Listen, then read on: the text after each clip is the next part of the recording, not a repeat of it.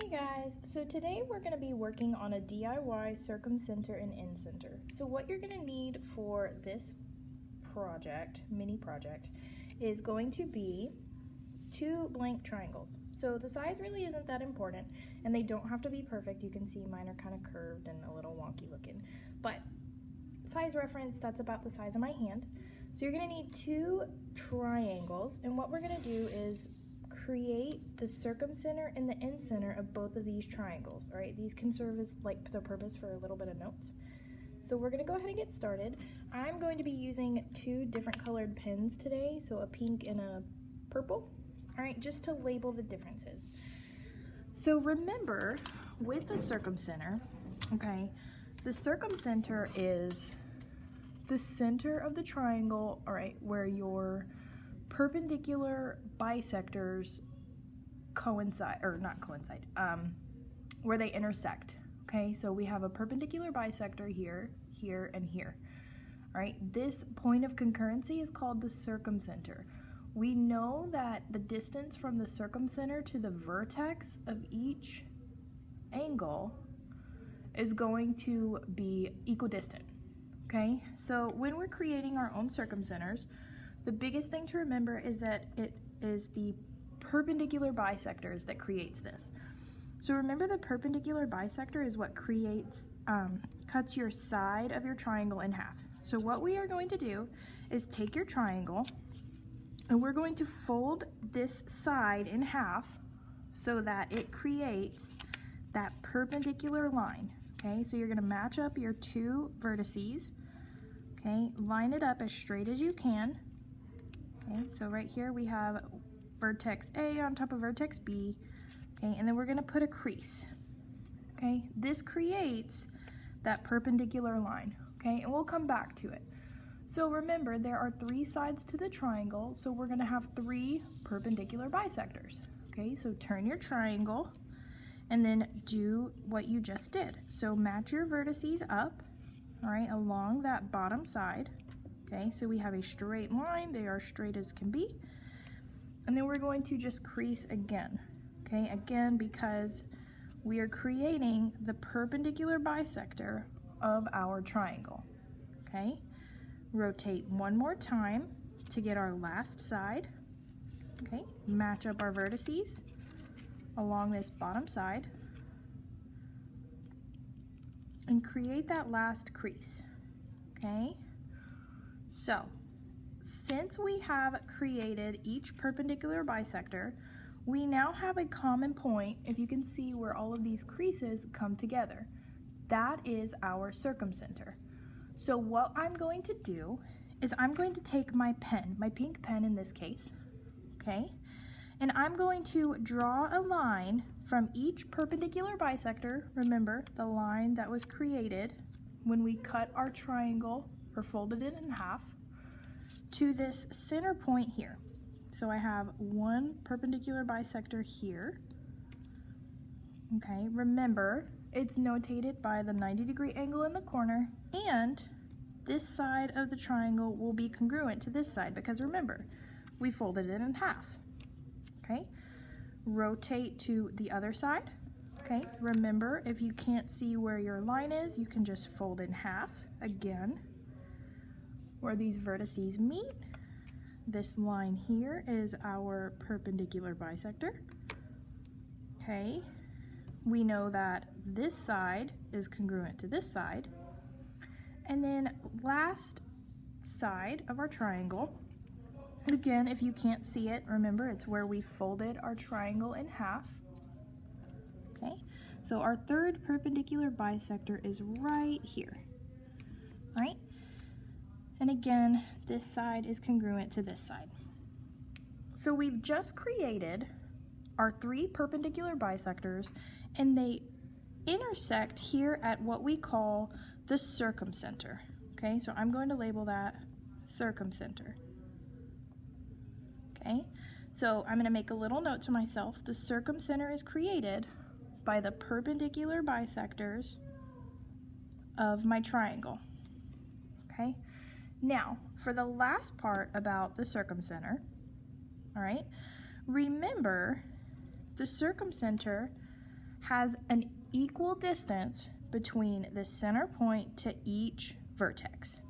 Okay, so if I was to draw a line from my circumcenter to my vertex, each one would be congruent. Now you might notice there is a crease here from making that perpendicular bisector. This is not the line that we continue on. We want to go to the vertex itself of the triangle, or that corner right here. Okay, so we do that for each vertex. Okay, and then this one's going to actually go through my word a little bit. Draw as straight as you can. It doesn't have to be as perfect, but go by the circumcenter to the vertex. Okay, remember the distance from the circumcenter to your vertex is equidistant. Okay, that's for all three parts. Okay, so let's make another note. So the distance to our vertices is congruent or equidistant. So if this length was to measure, say, 10 units, this would be 10 units, and then this would be 10 units as well. And there you go.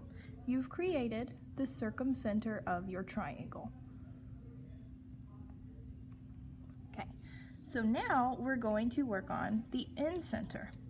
Okay, so remember the incenter is the point of concurrency, or the center point where our angle bisectors connect. Okay, so in order to do this, we're going to take our blank triangle. Remember the incenter is the point for the angle bisectors. So remember, an angle bisector cuts the angle into two equal parts.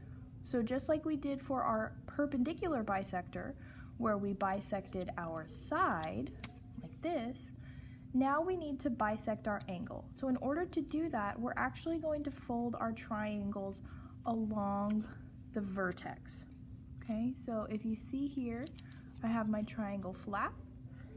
I'm going to take it and fold that angle in half, okay, that vertex in half, to create a half angle. Now this might be a little tricky to fold at first, but just try to make sure once you have your crease made, you keep the sides straight. Okay, so as I'm folding, I'm lining up the sides of my triangle the best I can. Okay, once you have that crease, you should have a line that looks something like this. Okay, but it divides this angle in half. Now remember, we have three vertices of our triangle, so we do that for each one.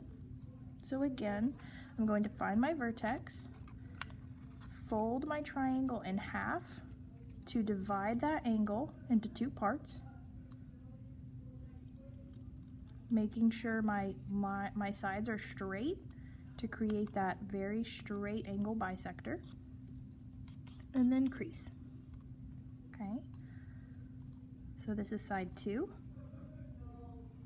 and then side 3, again, we're just going to bisect this last angle. Okay, so fold it in half, try to get your angle as cut in half as possible, as bisected as we can. Okay, we're going to take our sides and make sure they are straight. You might have to finagle your triangle a little bit. Okay, so for our last one, get a good crease in there, and then open back up. Okay, so we can see we have a crease here, a crease here, and we see that all of these creases are leading straight into our angles. That's what we want, because remember, the incenter is made up of the angle bisectors. So just like we did for the perpendicular bisectors of our triangle, we're going to draw the pink line for our angle bisectors. So what I do, I see I have this common point in the middle, my point of concurrency. This is where I will stop with each bisector. So if I start here, Okay, I'm going to go from my angle to my point of concurrency where all of those lines come together. Okay, do this for each side.